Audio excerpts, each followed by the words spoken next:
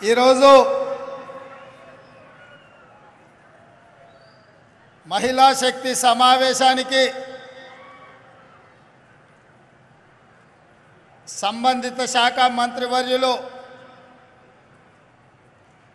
ధనసరి అనసూయ గారి నేతృత్వంలో రాష్ట్ర ప్రభుత్వం నిర్వహించిన ఈ కార్యక్రమానికి నాతో పాటు ముఖ్య అతిథులుగా ఉప ముఖ్యమంత్రి వర్యులు బట్టి విక్రమార్క గారు, హైదరాబాద్ నగర ఇన్ఛార్జ్ మంత్రివర్యులు పొన్నం ప్రభాకర్ గారు, రంగారెడ్డి జిల్లా ఇన్ఛార్జ్ మంత్రివర్యులు శ్రీధర్ బాబు గారు, పెద్దలు మంత్రివర్యులు దామోదర్ రాజ నరసింహ గారు, ఉత్తమ్ కుమార్ రెడ్డి గారు, పొంగులేటి శ్రీనివాస్ రెడ్డి గారు, అక్క సోదరీమణి కొండ సురేఖమ్మ గారు, అదేవిధంగా తుమ్మల నాగేశ్వరరావు గారు, కోమటిరెడ్డి వెంకటరెడ్డి గారు, మిగతా మంత్రివర్యులు, శాసనసభ్యులు, అదేవిధంగా హైదరాబాదు నగర నాయకులు, 33 జిల్లాలకు సంబంధించిన అధ్యక్షులు, మా ఆడబిడ్డలందరూ కూడా లేచి ఒక్కసారి మా ఆడబిడ్డలందరూ ఇవాళ మీ అభిమానంతో మీరు 1,00,000 మంది ఈరోజు పరేడ్ గ్రౌండ్లో కదం దొక్కితే మీ నాయకత్వం మొత్తం ఈ సమావేశంలో ఈ సభా వేదికగా తెలంగాణ రాష్ట్రానికి మేము నాయకత్వం వహిస్తామని చెప్పి ఇవాళ ఆడబిడ్డలందరూ కూడా ఇక్కడ హాజరయ్యారు. ఇవాళ నాకు చాలా సంతోషంగా ఉంది. ఎందుకంటే ఇందిరమ్మ రాజ్యం రావాలి, కాంగ్రెస్ ప్రభుత్వం ఉండాలి, అప్పుడే ఆడబిడ్డలకు న్యాయం జరుగుతుందని సెప్టెంబర్ 17 నాడు రంగారెడ్డి జిల్లా తుక్కుగూడలో మన నాయకురాలు మన అమ్మ సోనియమ్మ 6 గ్యారెంటీలను ఈ తెలంగాణ ప్రజలకు ముఖ్యంగా ఆడబిడ్డలకు హామీ ఇచ్చి మీరు కాంగ్రెస్ ప్రభుత్వాన్ని ఏర్పాటు చేయండి, 6 గ్యారెంటీలను అమలు చేసే బాధ్యత నేను తీసుకుంటాని తుక్కుగూడలో రాజీవ్ గాంధీ ప్రాంగణంలో సోనియా గాంధీ గారు మాట ఇచ్చిండ్రు. ఆడబిడ్డలందరికీ తెలుసు, 2004లో కరీంనగర్ జిల్లాకు వచ్చినప్పుడు శ్రీమతి సోనియా గాంధీ గారు 60 సంవత్సరాల ఆకాంక్ష, వందలాది తెలంగాణ బిడ్డల ఆత్మ బలిదానాలను దృష్టిలో పెట్టుకొని ఆనాడు 4 కోట్ల తెలంగాణ ప్రజలకు మాట ఇవ్వడం జరిగింది. మీరేం ఆలోచన చేస్తున్నారో మీ ఆత్మాభిమానం కోరుకుంటున్న తెలంగాణ రాష్ట్రాన్ని ఇచ్చే బాధ్యత కాంగ్రెస్ పార్టీ తీసుకుంటుంది అని ఆనాడు శ్రీమతి సోనియా గాంధీ గారు తెలంగాణ ప్రజలకు మాట ఇవ్వడం జరిగింది. ఆ మాట నిలబెట్టుకోవడం ఎంత కష్టమైందో మీకందరికీ తెలుసు. తెలంగాణ రాష్ట్రం ఇవ్వడంలో ఆంధ్రప్రదేశ్లో కాంగ్రెస్ పార్టీ మనుగడ కోల్పోయి కేంద్రంలో ప్రభుత్వాన్ని కోల్పోయి తెలంగాణ రాష్ట్రంలో ఎన్నో ఒడిదుడుకులు ఎదుర్కొన్నా మాట తప్పని మడమ తిప్పని నాయకురాలుగా మన నాయకురాలు సోనియమ్మ తెలంగాణ రాష్ట్రాన్ని ఇచ్చి ఇవాళ తెలంగాణ రాష్ట్రంలో ఎంతోమంది తల్లులు తమ బిడ్డలు తెలంగాణ కోసం ఆత్మ బలిదానం చేసుకుంటుంటే ఆ తల్లుల కడుపు కోత తెలిసి ఒక బిడ్డను కోల్పోతే తల్లికి ఎంత దుఃఖం ఉంటుందో సోనియమ్మకు తెలుసు. ఎందుకంటే తన కళ్ళ ముందల్నే తన అత్తగారిని AK-47 తుపాకీ తూటాలతోని ముష్కరులు కాల్చి చంపినరు.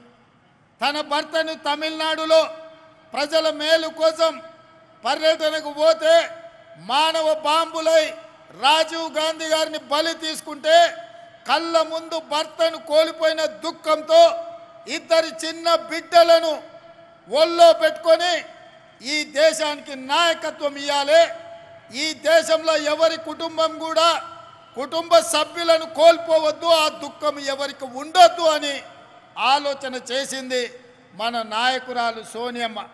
అందుకే తెలంగాణ ఉద్యమంలో పిల్లలు చచ్చిపోతుంటే ఆత్మ బలిదానాలు చేసుకుంటుంటే అధికారం పోయినా పర్వాలేదు, ఆంధ్రప్రదేశ్లో పార్టీ చచ్చిపోయినా పర్వాలేదు, కేంద్రంలో అధికారం కోల్పోయినా పర్వాలేదు, ఇక ఏ తల్లి కూడా దుఃఖంతో తన బిడ్డను కోల్పోవద్దు, నేను తెలంగాణ రాష్ట్రం ఇస్తా అని చెప్పి ఇచ్చిన మాట నిలబెట్టుకొని తెలంగాణ రాష్ట్రాన్ని ఇచ్చిన మహిళా శక్తి శ్రీమతి సోనియమ్మ అని చెప్పి నేను ఈ సందర్భంగా తెలియజేస్తున్న మిత్రులారా.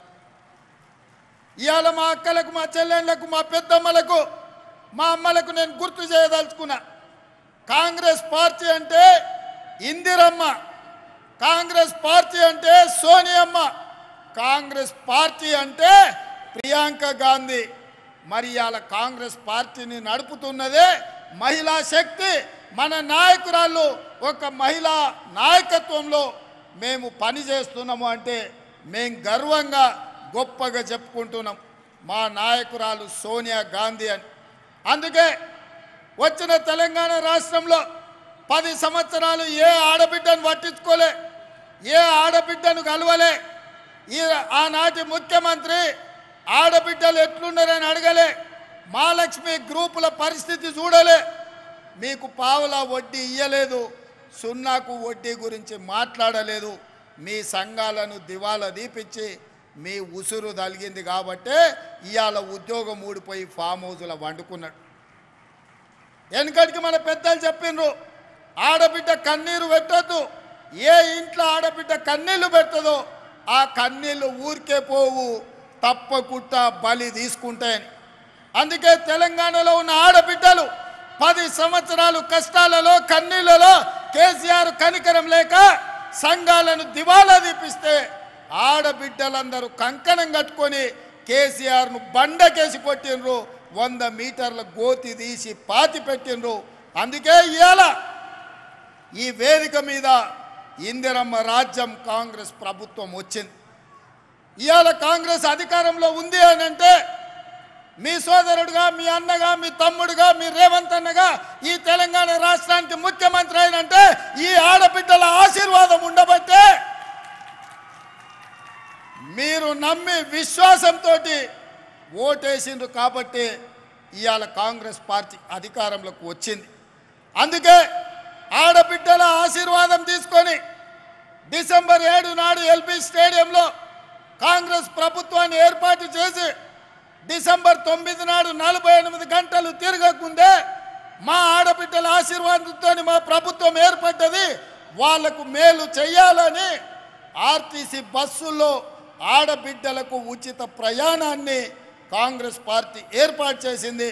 మా మంత్రివర్యులు పొన్నం ప్రభాకర్ గారి నేతృత్వంలో ఈ 92 రోజుల్లో 25 కోట్ల మంది ఆడబిడ్డలు బస్సుల్లో ఉచిత ప్రయాణం చేసి, అది భద్రాచలం రాములవారి గుడి కావచ్చు, సమ్మక్క సారలమ్మ దైవ దర్శనం కావచ్చు, యాదగిరిగుట్ట లక్ష్మీ నరసింహస్వామి కావచ్చు, అలంపూర్లో జోగులాంబ దర్శనం కావచ్చు, అదే కాదు ఇంటి ఆయన అప్పుడో ఇప్పుడో కోపం చేస్తే చెప్ప పెట్టకుండా అమ్మగారి ఇంటికి వణిక కావచ్చు, ఈ ఆర్టీసీ బస్సులో మా అక్కలు మా చెల్లెళ్ళు ప్రయాణం చేశారు.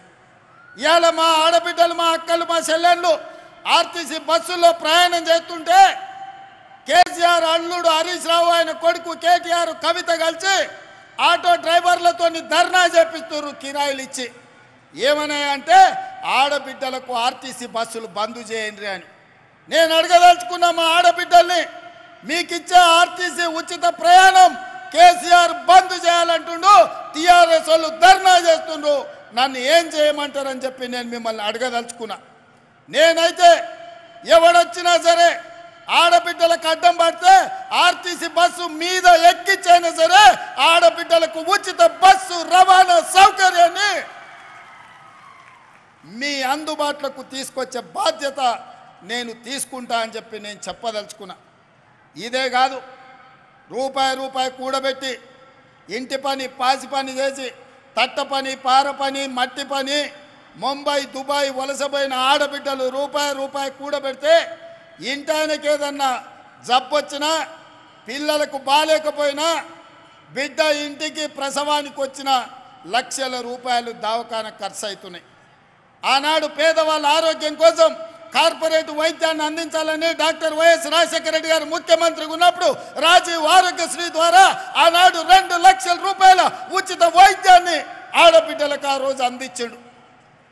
కానీ ఘనత వహించిన చంద్రశేఖరరావు వచ్చి రాజీవ్ ఆరోగ్యశ్రీని మొత్తం ఎక్కడ కాకుండా చేసింది.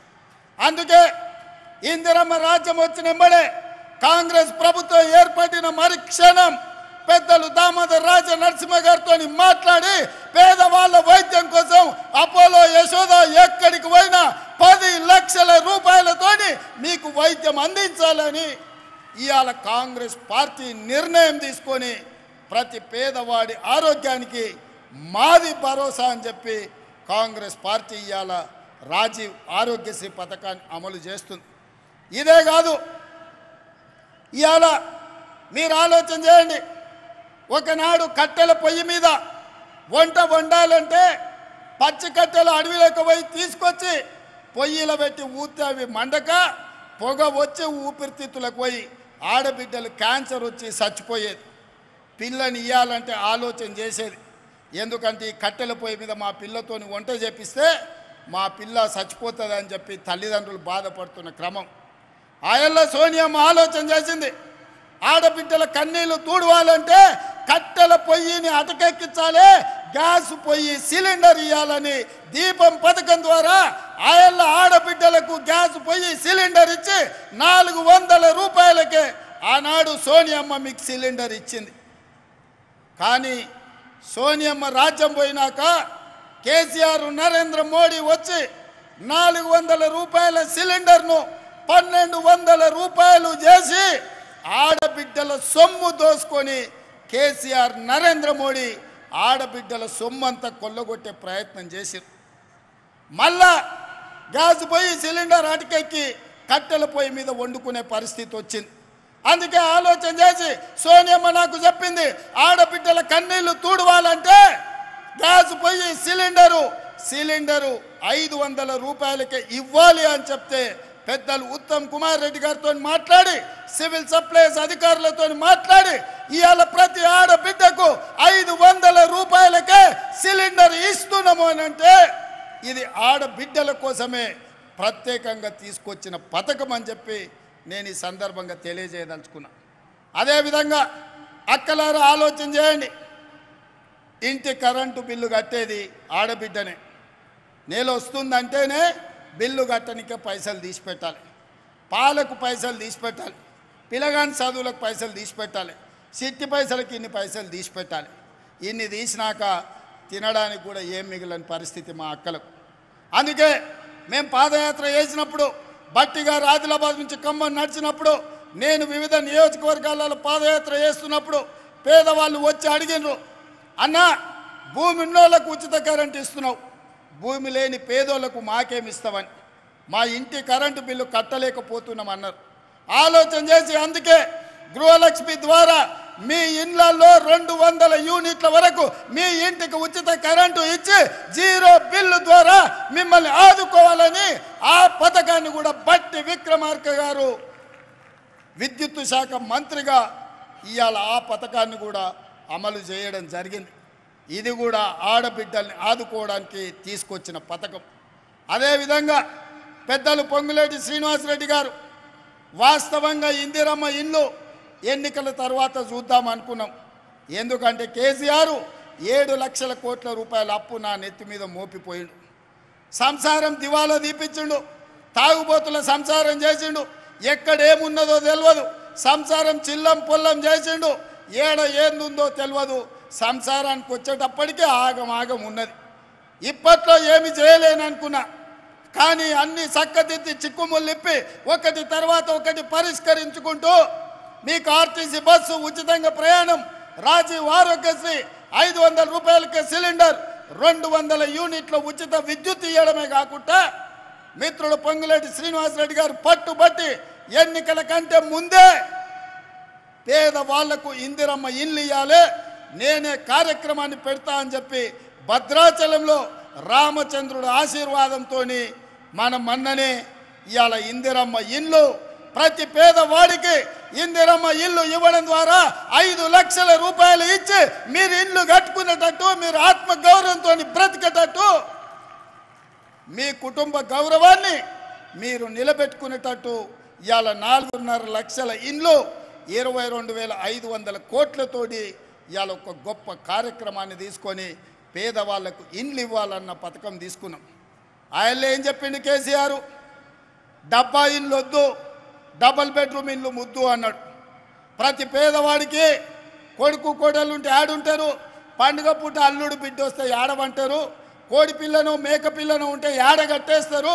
మీకు అందరికీ డబల్ బెడ్రూమ్ ఇండ్లు ఇస్తాను కేసీఆర్ 10 ఏళ్ళు ఆశ చూపించాడు. నేను అడుగుతున్న మా ఆడబిడ్డల్ని, మీకెవరికైనా డబల్ బెడ్రూమ్ ఇల్లు వచ్చిందా?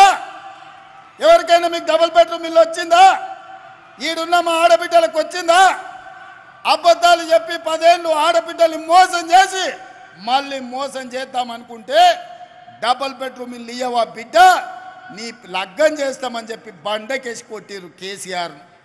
అందుకే ఇవాళ పేదవాళ్లకు ఇందిరమ్మ ఇల్లు 5 లక్షల రూపాయలు ఇవ్వడం ద్వారా మీరు కట్టుకోనికే ఇవాళ ఇందిరమ్మ ఇల్లు ఇచ్చినాం.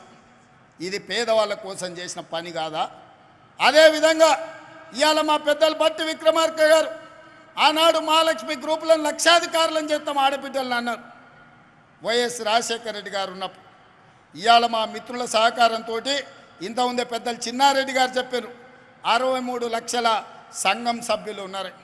నేను ఒక్కటే మాట్లాడుతున్న మా అక్కల్ని, 63 లక్షలు కాదు, 1 కోటి మంది మహిళా సభ్యులు మన సంఘాలలో చేరాలి. 1 కోటి మంది చేరండి. 1 కోటి మందిని ఒక్కొక్కరిని కోటీశ్వరురాలని చేసే బాధ్యత నేను తీసుకుంటా. 1 కోటి మందిని కోటీశ్వరులను చేస్తే తెలంగాణ బంగారు తెలంగాణ అవుతుంది, తెలంగాణ అభివృద్ధి చెందిన తెలంగాణ అవుతుంది, తెలంగాణ ధనిక తెలంగాణ అవుతుంది. ప్రతి ఆడబిడ్డ కోటీశ్వరరాలు అయినప్పుడు పిల్లల్ని డాక్టర్లు, లాయర్లు, ఐఏఎస్లు, ఐపీఎస్లుగా చదివిపించుకుంటారు. ఆత్మ గౌరవంతో కుటుంబాన్ని నడిపిస్తారు. అదే ఇంటి ఆయన చేతుల నగదు ఉంటే సాయంత్రం తీసుకొని పోయి బెల్ట్ షాపులు ఇస్తాడు. అవునా? అదే కదక్క. అందుకే మా ఆడబిడ్డల్ని కోటీశ్వరులను చేయాలన్న ఆలోచనతోటి ఈరోజు మా అధికారులను, మా శాంతకుమారి గారిని, చీఫ్ సెక్రటరీ గారిని, మా సందీప్ సుల్తానియాని, అదేవిధంగా అనిత రామచంద్రన్ గారిని, మా సీతక్కను, మా సురేఖక్కను అందరికీ నేను చెప్పిన, ఏది ఏమైనా పరేడ్ గ్రౌండ్లో 1,00,000 మంది ఆడబిడ్డలతో సమావేశాన్ని ఏర్పాటు చేయండి అని 48 గంటల ముందల చెప్తే 48 గంటల్లో 1,00,000 మంది ఆడబిడ్డలు పరేడ్ గ్రౌండ్లో కదం దొక్కి మహిళా శక్తిని ఇవాళ నిరూపించారు. మీ మీద నాకు సంపూర్ణమైన విశ్వాసం, నమ్మకం కలిగింది. మీరు అనుకుంటే సాధించలేనిది ఏమీ లేదు. ఇవాళ నేను మీ స్టాళ్ళు చూసినా, మీ నైపుణ్యం చూసినా, మీ కష్టం చూసినా, మీ మార్కెటింగ్ చూసినా, మీ ఆడబిడ్డలందరితోని, సంఘాలతోని, సభ్యులతో నేను మాట్లాడినా. వాళ్ళతో మాట్లాడక నాకు ఒక మాట అర్థమైంది. మీరెంత మంచి ఉత్పత్తి చేసినా మీకు అమ్ముకోవడానికి ఒక మంచి వ్యాపార కేంద్రం లేదు. ఇవాళ రేపు బట్టలోళ్ళు, షాపింగ్ మాల్స్ వాళ్ళు చెన్నై మాలు, ఆ మాలు, ఈ మాల్ అని పెద్ద పెద్ద లైట్లు పెట్టి వాళ్ళు అమ్ముకుంటారు. కానీ మా ఆడబిడ్డలు అమ్మాలంటే ఎక్కడ ఏమీ లేదు. అందుకే ఈ వేదిక మీద నుంచి మా అధికారులకు ఆదేశాలు ఇస్తున్నా, రాబోయే నెల రోజుల్లో శిల్పారామం పక్కన మా ఆడబిడ్డలు ఉత్పత్తి చేసిన ప్రోడక్ట్స్ అమ్ముకోవడానికి 100 షాపులు మీకు పెట్టించి మీ ఉత్పత్తులు రాష్ట్రం కాదు, జాతీయం కాదు, అంతర్జాతీయ స్థాయిలో మీ ఉత్పత్తులు అన్నీ అమ్ముకునే విధంగా మీకు స్టాళ్ళు ఏర్పాటు చేయించే బాధ్యత, దానికి అవసరమైన ఏర్పాట్లు చేసే బాధ్యత నేను తీసుకుంటా. నెల రోజులు తిరిగే లోపల శిల్పారామం పక్కన మా మహాలక్ష్మి గ్రూప్లకు స్టాళ్ళు ఉంటాయి. మీరు ఏమేమి తయారు చేస్తారో అవన్నీ అక్కడ టాటాలు, బిర్లాలతోని, అదాని, అంబానీలతోని మా ఆడబిడ్డలు పోటీ పడే విధంగా మీరు తయారు చేసిన వాటిని అక్కడ అమ్ముకునే విధంగా మీకు చట్టబద్ధత కల్పించి మీకు న్యాయం చేసే విధంగా పూర్తి స్థాయిలో వ్యవస్థను ఏర్పాటు చేసే బాధ్యత నేను తీసుకుంటా. ఇవాళ నేను మీకు మాట ఇవ్వదలుచుకున్నా, 1 కోటి మందిని 5 ఏళ్ళు తిరిగే లోపల 1 కోటి మంది ఆడబిడ్డల్ని కోటీశ్వరులను చేసే బాధ్యత కాంగ్రెస్ పార్టీ ఇందిరమ్మ రాజ్యం తీసుకుంటుంది. మరి ఇవాళ కేసీఆర్, కేటీఆర్, హరీష్ రావు, కవితమ్మ అంటారు రేవంత్ రెడ్డిని ఓడగొట్టాలి, కాంగ్రెస్ను పడగొట్టాలి. నేను అడగదలుచుకున్న మా అక్కల్ని, ఏం పాపం చేసినక్క? నేను ఎవరిదాన్ని ఆస్తి గుంజుకున్నానా? ఎవరన్నా తల్లెలు ఏమన్నా పెట్టుకుంటే నేను గుజ్జుక తిన్నానా? పోని వాళ్ళ ఏమన్నా ఫామ్ హౌస్ నేనేమన్నా గుట్ట భూమి అడిగినా? లేకపోతే వాళ్ళు దోసుకున్న సొమ్ములు ఏమన్నా వాటా అడిగినా? ఆయనకున్న జన్వాడలు ఉన్న ఫామ్ హౌస్లు ఏమన్నా 2 రూమ్లు ఇవ్వమని అడిగినా నేను ఏం చేసినా ఆడబిడ్డల్ని బలోపేతం చేద్దామని చూసిన. ఆర్టీసీ బస్సులో ఉచిత ప్రయాణం ఇచ్చిన, ఆరోగ్యశ్రీలో 10 లక్షలు ఇచ్చిన, సిలిండర్ 500కి ఇచ్చిన, 200 యూనిట్లు ఉచితంగా కరెంట్ ఇచ్చిన, ఇల్లు కట్టుకోనికే ఇందిరమ్మ 5 లక్షల రూపాయలు ఇచ్చిన. ఇవాళ 1,00,000 మంది ఆడబిడ్డల్ని ఇడికి పిలిచి కోటీశ్వరులను చేస్తాం, మీరు 63 లక్షల సభ్యులు సంఘాలలో 1,00,000 మంది కానీ 1,00,000 మందిని కోటీశ్వరులను చేస్తా అని నేను చెప్పిన. ఇదేమన్నా తప్ప? ఇదేమన్నా మోసమా? ఇదెవరికన్నా అన్యాయమా? కేసీఆర్ ఉన్నంతకాలం ఆయన బిడ్డ తప్ప ఎవరినన్ను చూసిండా? బతుకమ్మ ఆడితే ఆమెనే ఆడాలి, ఎంపీ కావాలంటే ఆమెనే కావాలి, ఎమ్మెల్సీ కావాలంటే ఆమెనే కావాలి. ఇక ఏది ఉన్నా ఆయన బిడ్డ తప్ప ఇంకోరు బిడ్డల దిక్కు చూసిండా? ఆయన బిడ్డ ఆయనకి ఎంత ముద్దో మా అక్కల చెల్లెళ్ళు మాకంత ముద్దు కాదా? మా అక్కల చెల్లెళ్ళు బాగుండాలని మేము కోరుకుంటే తప్ప? మీ సోదరుడుగా వ్యవసాయ కుటుంబం నుంచి వచ్చిన నేను నల్లమల్ల అడవులో నుంచి అచ్చంపేట నుంచి హైదరాబాద్ వరకు వచ్చి ఇవాళ ఒక వ్యవసాయం చేసుకునే పిల్లగాని ఆ కుటుంబం నుంచి వచ్చినోని నేను ఈ రాష్ట్ర ముఖ్యమంత్రి అయితే చూసి ఓర్వలేకపోతున్నాను. వాళ్ళ కడుపులో ఒకటే బుగులు అవుతుంది, అరెగ్గి వ్యవసాయం చేసుకునే వాళ్ళ పిల్లగాడు వచ్చి ముఖ్యమంత్రి అవుతాడని. దొరలే కూర్చోవాలి నా కుర్చీలా, వ్యవసాయదారులు కూర్చోవద్దా అని నేను అడుగుతున్నా. ఎందుకు ఇవాళ ప్రజలు మాకు తీర్పు ఇచ్చారు, మాకు ఓట్లు వేసారు. 93 లక్షల మంది మమ్మల్ని ఆశీర్వదించి ఆ కుర్చీలో కూర్చోబెట్టారు. ఏమన్నా అయ్య పేరు చెప్పి కూర్చున్నానా? విరాసతులు ఎవడన్నా పుణ్యానికి ఇచ్చిండా? లేకపోతే ఎవరి ఇంట్లో నన్ను ఉంటే రాత్రి కూడా దొంగతనం చేసిన మా అక్క? బాజాబ్తా ప్రజల దగ్గరికి వెళ్ళినాం, ప్రజలకు చెప్పినాం, ఇందిరమ్మ రాజ్యం తెస్తామన్నాం, కాంగ్రెస్ అధికారంలోకి వస్తుందన్నాం, 6 గ్యారంటీలు అమలు చేస్తామన్నాం. ఆ మాట తెలంగాణ ఇచ్చిన సోనియమ్మతోని మీకు చెప్పించినాం. సోనియమ్మ మీద నమ్మకంతో, కాంగ్రెస్ మీద భరోసాతో ఇవాళ ఈ ప్రభుత్వాన్ని ఏర్పాటు చేసిండ్రు. మీరందరూ మీరు వేసిన ప్రభుత్వాన్ని, మీరు గెలిపించిన కాంగ్రెస్ను ఇవాళ పడగొడతామని చెప్పి ఫామ్ హౌస్లో చిందులు వేస్తున్నారు. నేను అడుగుతున్న అక్కలారా, చూసుకుంటూ ఊరుకుందామా? లేకపోతే సలాకి ఎర్ర గాల్చి పిర్రల మీద వాతలు పెడదామా? మీరు ఒక్కసారి చెప్పండి. నేనైతే ఒక మాట చెప్పదలుచుకున్నా, ఎవడైతే ఈ ప్రభుత్వాన్ని పడగొడతానో, ఈ ప్రభుత్వానికి ఏదన్నా నష్టం చేకూరుస్తా అంటే ఊర్లలోకి వస్తే పొరకాటలు తిరిగేసి కొట్టూరు రక్క ఎవడొచ్చినా సరే ఇంటి ముందరికి వస్తే, ఓటు అడగనికి వస్తే చేయి జాపమని రొట్టెలు చేసేటప్పుడు వస్తే సలాకి ఎర్ర గాల్చి చేతుల మీద వాతలు పెట్టురు. అప్పుడు కానీ సన్నాసులకు బుద్ధి రాదు. మీరు గెలిపించిన ప్రభుత్వం మీ అభిమానంతో అధికారంలో ఉన్న కాంగ్రెస్ పార్టీని ఇవాళ పడగొట్టాలని కేసీఆర్ నరేంద్ర మోడీ ఇవాళ కుట్ర చేస్తారు. నరేంద్ర మోడీ 10 ఏళ్ళ నుంచి మనం చూడలేదా? నరేంద్ర మోడీ కదా ప్రధానమంత్రి. మనం పండించిన ఒడ్లు కొన్నాడా, కందులు కొన్నాడా, పసుపు కొన్నాడా, సోయాబీన్ కొన్నాడా, పత్తి కొన్నాడా, మిర్చి కొన్నాడా, మొక్కజొన్నలు కొన్నాడా? ఏం కొన్నాడు మనం పండించిన పంట నరేంద్ర మోడీ?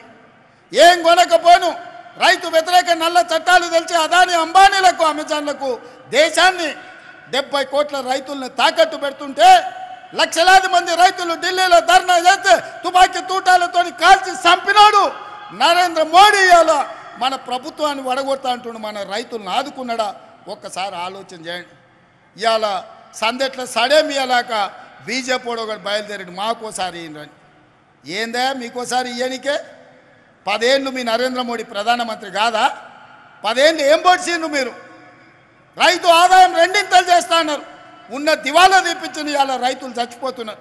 పేద ప్రతి వాడికి 2022 వరకు అందరికి ఇండ్లు ఇస్తున్నారు. ఇవాళ ఇండ్లు లేక గుడిసెలలో బతుకుతున్నారు. ఇవాళ ప్రతి పేదవాడి ఖాతాలో స్విస్ బ్యాంకులో ఉన్న లక్షల కోట్ల రూపాయలు తెచ్చి 15 లక్షల రూపాయలు ప్రతి పేదవాడి ఖాతా వేస్తా అన్నాడు. Silly governor వేసిండా? ఏ మాట చెప్పి ఏ మాట నిలబెట్టుకున్నాడు నరేంద్ర మోడీ? సంవత్సరానికి 2 కోట్ల ఉద్యోగాలు ఇస్తా అన్నాడు. 10 ఏళ్ళు అయింది, 20 కోట్ల ఉద్యోగాలు ఇవ్వాలి.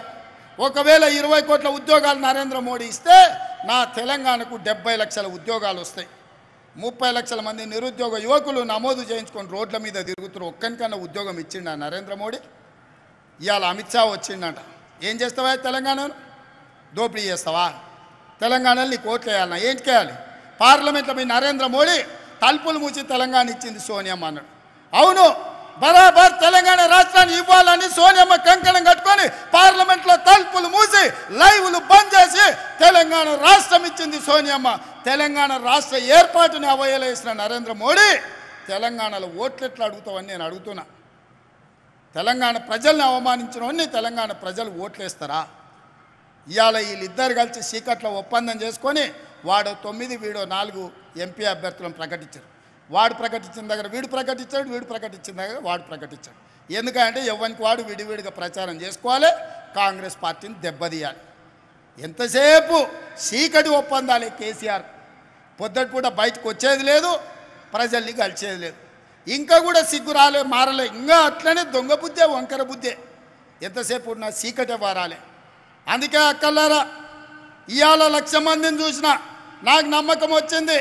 రాబోయే కొద్ది రోజుల్లో 10 లక్షల మందితోని మా ఆడబిడ్డలతో కవాతు చేపించి ఈ తెలంగాణ రాష్ట్రంలో ఉన్న 1 కోటి మంది ఆడబిడ్డలు కాంగ్రెస్ పార్టీతో ఉన్నారు. ఈ కాంగ్రెస్ పార్టీని, ప్రభుత్వాన్ని కంచేసి కాపాడతారు. కరెంటు వైర్లలాగా అడ్డంగా నిలబడతారు. ఇవాళ కాంగ్రెస్ వైపు ఎవడైనా కన్నెత్తి చూస్తే గుడ్లు వీకి గోటీలు ఆడుకుంటారు మా అక్కలు, మా చెల్లెళ్ళని నేను చెప్పదలుచుకున్నా. రాబోయే రోజుల్లో ఇవాళ 1,00,000 మంది పరేడ్ గ్రౌండ్లో కవాతు దొక్కిండ్రు. రాబోయే రోజుల్లో 10 లక్షల ఆడబిడ్డలతోని మా సైన్యం మీరే, మా బలగం మీరే, మా బంధువులు మీరే. రేపు ఏ కష్టం వచ్చినా మాకు అండగా నిలబడేది మీరే. మిమ్మల్ని కోటీశ్వరులను చేసే బాధ్యత మాది, నాది, మా భట్ అన్నది, మా ఉత్తమ్ అన్నది, మా సురేఖక్కది, మా సీతక్కది. వేదిక మీద ఉన్న గడ్డం ప్రసాద్ గారు స్పీకర్ గారిది. ఎందుకంటే ఆయన్నే అనుమతి ఇవ్వాలి ఎవరికి ఏది ఇచ్చినా. మైకు మాట్లాడాలన్నా, మీకు నిధులు విడుదల చేయాలన్నా గడ్డం ప్రసాద్ కుమార్ గారే చేయాలి. అందుకే ఇవాళ మిమ్మల్ని అందరిని ఒకటే మాట చెప్పదలుచుకున్నా, మిమ్మల్ని కోటీశ్వరులను చేసే వరకు విశ్రాంతి తీసుకునేదే లేదు.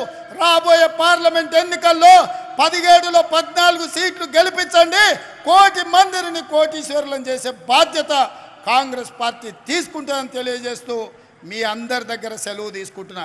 మీరందరు సిద్ధమేనా? సిద్ధమేనా? మా అక్కలందరూ చేయి పైకెత్తి చెప్పాలి. సిద్ధమేనా? సిద్ధమన్న వాళ్ళందరూ చేయి పైకెత్తండి. జై కాంగ్రెస్, జై జై కాంగ్రెస్. హస్తం గుర్తుకే. అక్క ఫామ్ హౌస్లో వండుకున్న కేసీఆర్, ఢిల్లీలో ఉన్న మోడీ గుండెలు ఎదరాలి. సరేనా? గట్టిగా మహిళా శక్తి అంటే ఏందో వాళ్ళకి తెలవాలి. జై కాంగ్రెస్, జై జై కాంగ్రెస్. హస్తం గుర్తుకే, హస్తం గుర్తుకే. అందరూ జాగ్రత్తగా పోండి. 2 గంటల నుంచి మీరు ఉన్నారు నాకు తెలుసు. నిదానంగా జాగ్రత్తగా పోండి. అధికారులకు కూడా నేను ఆదేశాలు ఇస్తున్నా. ఆడబిడ్డల్ని జాగ్రత్తగా వాళ్ళ ఇంటికి చేర్చండి. ఇంటికాడ పిల్లలు ఎదురు చూస్తారు. మా అక్కలు ఇవాళ ఈటీవీ మా టీవీ సీరియల్ పోయిందని తిట్టుకుంటున్నట్టు. మళ్ళీ చూడొచ్చు అక్క, ఏం కాదు. సరేనా? మంచిదక్క, ధన్యవాదాలు.